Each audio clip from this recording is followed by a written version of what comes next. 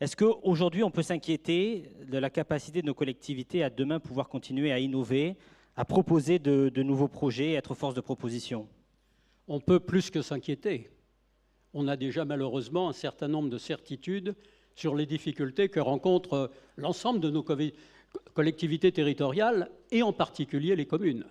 Et aujourd'hui, beaucoup de nos collègues, conseillers municipaux, adjoints, maires, en sont à se dire que c'est la commune elle-même qui est en danger. Oh, qu'on se rassure, on ne va pas d'un trait de plume supprimer les 35 500 communes de France. Mais au fur et à mesure qu'on nous supprime des compétences, au fur et à mesure qu'on nous supprime des crédits, nous avons le sentiment que bientôt il ne restera plus pour nous que l'écharpe et les mariages. C'est certes noble, mais je ne pense pas que ce soit l'achèvement de la décentralisation telle que nous la concevons. Il a été évoqué, et c'était bien naturel, Gaston Defferre ici. Étant de ce très ancien monde, mais j'étais un jeune parlementaire, j'étais l'un des rapporteurs des lois de décentralisation auprès de Gaston Defferre. Et je voudrais simplement citer ce que disait Gaston Defferre en présentant les lois de décentralisation sur les raisons de ce qu'on estimait à l'époque être le retard de la France par rapport à la décentralisation. Et Gaston Defferre disait, je vais le citer exactement pour ne pas le trahir, tout d'abord, la conviction que seuls ceux qui sont issus d'un certain milieu social, celui qui se transmet héréditairement le pouvoir économique, sont capables de gouverner la France. Il ajoutait une deuxième raison au retard de la France en matière de décentralisation, la défiance à l'égard des Français, et spécialement les provinciaux, la peur de leur confier des responsabilités importantes. C'était sans doute l'ancien monde, mais n'avez-vous pas le sentiment que le monde actuel ressemble furieusement à cet ancien monde-là? Alors, c'est vrai que si je devais illustrer, j'allais dire presque d'un titre de fable, la situation qui touche toutes les collectivités territoriales, mais en particulier les communes, je l'intitulerais « Le garrot et le corset ». Le garrot, vous l'aurez compris, c'est le garrot financier. Ça n'a pas commencé sous ce gouvernement. Ça a commencé il y a bien longtemps, si je remonte à la suppression de la taxe professionnelle, au gel, puis ensuite à la baisse des dotations. Mais aujourd'hui, ce gouvernement continue, bien entendu, puisqu'il nous taxe de 13 milliards d'économies sur la durée du quinquennat.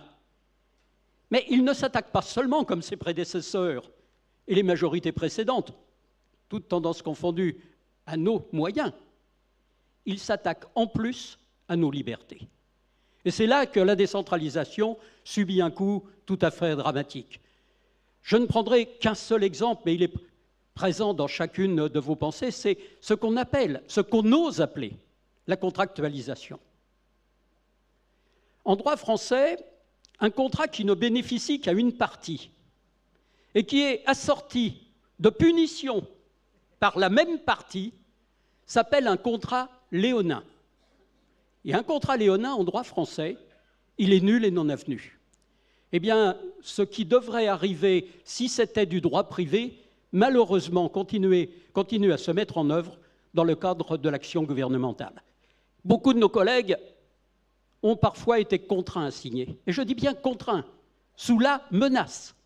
J'ai eu de nombreux témoignages de maires de grandes villes, de présidents de communautés urbaines, de présidents aussi de départements et de régions qui sont venus me dire « mais c'est simple, on nous a dit si vous ne signez pas, libre à vous, mais vos dossiers de subvention, ça a parfois été aussi clairement dit, vos dossiers de subvention, ils seront sous la pile ». C'est évidemment totalement inacceptable. Totalement inacceptable parce que ça s'appelle un chantage. Totalement inacceptable parce que c'est la négation même de la décentralisation. Comment il faut maintenant, en tant qu'élu, oh, c'est maintenant pour les 322 plus importants, mais vous ne faites pas d'illusions, ça redescendra. Ceux qui croient, ça ruissellera pour une fois. Ceux qui croient qu'ils y échapperont se trompent. Si on laisse faire, si on ne remet pas en cause cette dérive, car c'est une dérive, alors nous serons tous concernés.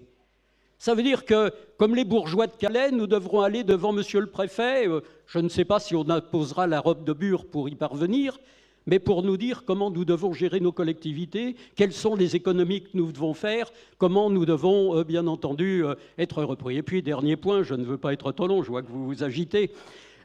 Dernier point, c'est quand même un sentiment de morgue, un sentiment de mépris. En permanence, on nous explique que nous ne savons pas gérer et que nous sommes des clientélistes. Et j'ai dit au président de la République, les yeux dans les yeux, François Baroin était à mes côtés ce jour-là. Je lui ai dit, monsieur le président de la République, quand vous avez prononcé ces mots, je me suis senti insulté.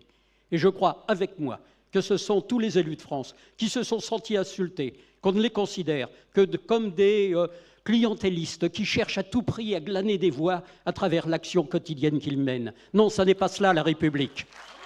Bravo, merci.